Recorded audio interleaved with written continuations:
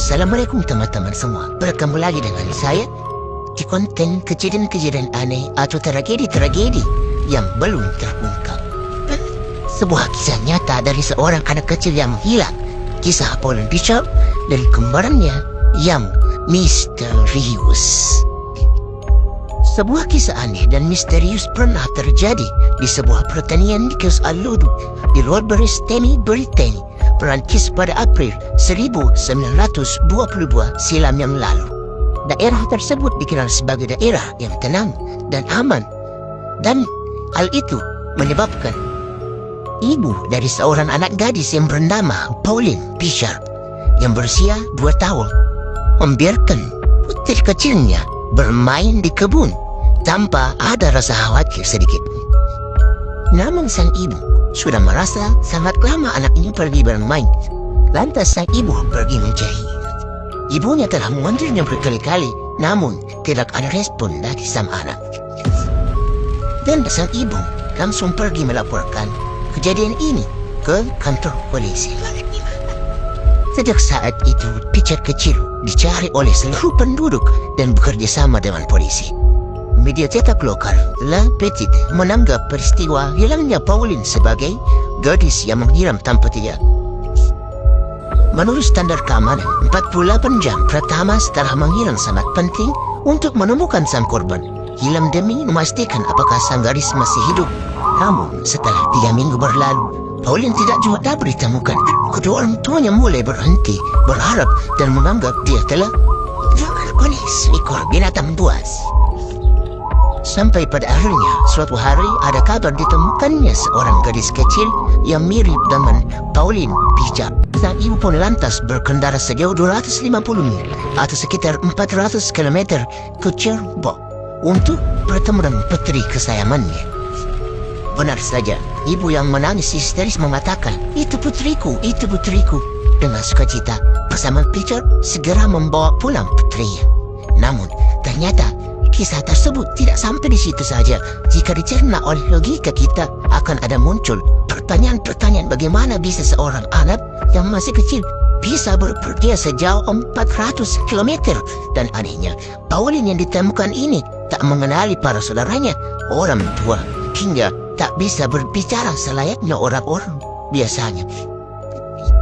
Meski demikian, masalah tersebut dapat dijelaskan, dapat disimpulkan bahwa mungkin disebabkan oleh stres pasca trauma.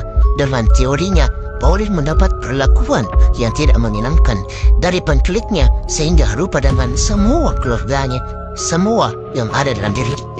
Ketika ditemukan Pauline ini, pakaian yang dikenakan oleh Pauline compang-camping dengan kondisi yang tidak terawat. Meski sukacita atas kembaliannya Pauline yang terkesan ajaib ini sampai ke media cetak Amerika Serikat. Namun, kisah ini baru dimulai.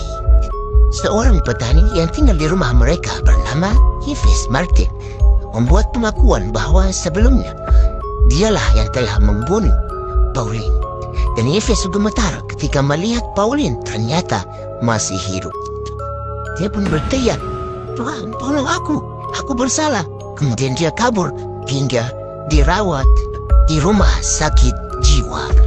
Pada tanggal 26 Mei atau 1 bulan setelah Pauline ditemukan di Cherbourg, seorang pengendara sepeda motor menemukan mayat gadis di wilayah pertanian Bishop dengan kondisi kepala, kaki, dan tangan yang sudah terpisah dari badan.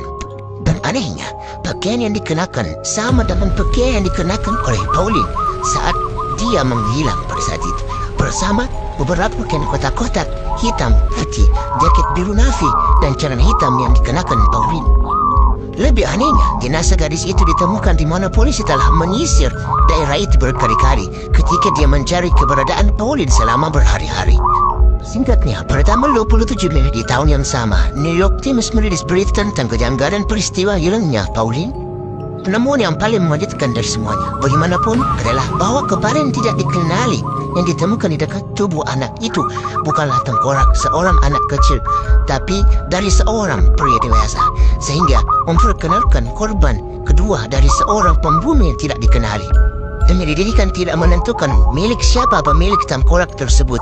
Tubuh Pauline dimakamkan di bawah nisan yang diukir dengan namanya dan orang tuanya mengadakan pemakaman untuk putri mereka.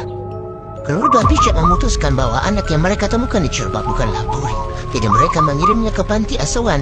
Tidak ada yang bisa mengetahui identitas asli anak tersebut. Dan sayangnya dia meninggal beberapa bulan kemudian karena campak.